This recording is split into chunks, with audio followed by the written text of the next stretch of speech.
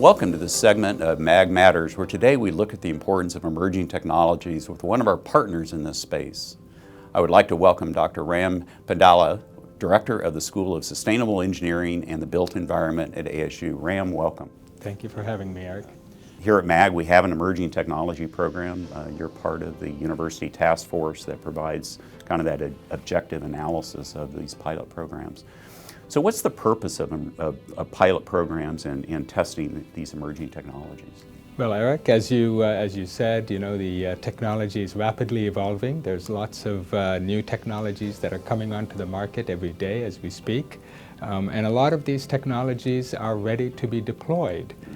But for any agency or for any community, the question is, well, which technologies make sense? Which ones would provide the greatest benefit to the community? It's really been a privilege and honor to be part of the Public University Task Force, deploying these technologies in the real world and having an opportunity to really see how they perform. What benefits do they offer in terms, whether it be traffic, whether it be safety. You can just think of all of the different transportation applications that we're very passionate about, and certainly we want to see how these technologies can deliver. Mm-hmm. So what's an example of emerging technology you think has a lot of promise in terms of either improving traffic flow or safety conditions on our transportation? Well, certainly there's, I think a lot of technologies that are related to just, signal coordination and making signals more adaptive and more responsive in real time to traffic conditions. And you can even think about making traffic signals more proactively responsive based on historical data. There's also sensor systems, just sensor systems that can be installed at intersections along roadways to really look at our non-motorized transportation system users. So bicyclists and pedestrians are particularly vulnerable. We don't necessarily have the greatest track record in Arizona with respect to safety for pedestrians and bicyclists.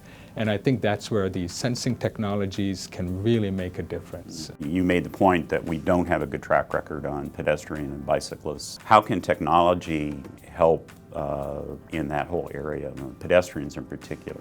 Having more good data about the places where you have higher concentrations of bicyclists and pedestrians, having good data about particular locations where bicyclists or pedestrians seem to be encountering conflicts with motorized transportation, I think would be just very beneficial. So that way we can deploy the right technologies in the right locations to make that difference. In vehicles, with all this data coming into the vehicles are going to have to be a lot smarter too, because having the data is one thing, but the vehicle or the driver needs to do something with that data then too. So you see cars being smarter and doing things more on their own, if you will. And it is quite interesting to see cars having automated braking systems, lane keeping systems, and all kinds of auditory warnings when you're approaching too close or somebody's in your blind spot.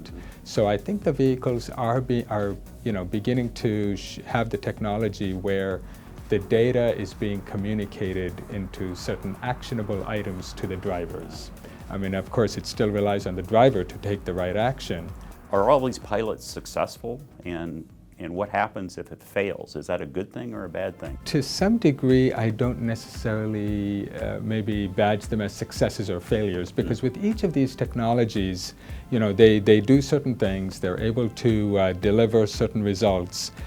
And it's really about lessons learned. So what might be not necessarily the benefits you hoped for in one location may actually provide benefits in a different location. And I think the best example perhaps would be the AV shuttle, the autonomous vehicle shuttle that we deployed in the Peoria Medical District. Right.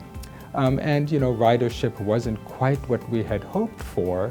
But I do not at all badge that as a failure, because it taught us amazing lessons as to what is the use cases and what might not be the ideal use case for an AV shuttle. So to me, that was a great success in terms of the lessons we learned. In the transportation environment, we're always looking for what are the things that are going to have lasting impact on our transportation system. You know, how can we help mitigate the impacts of congestion?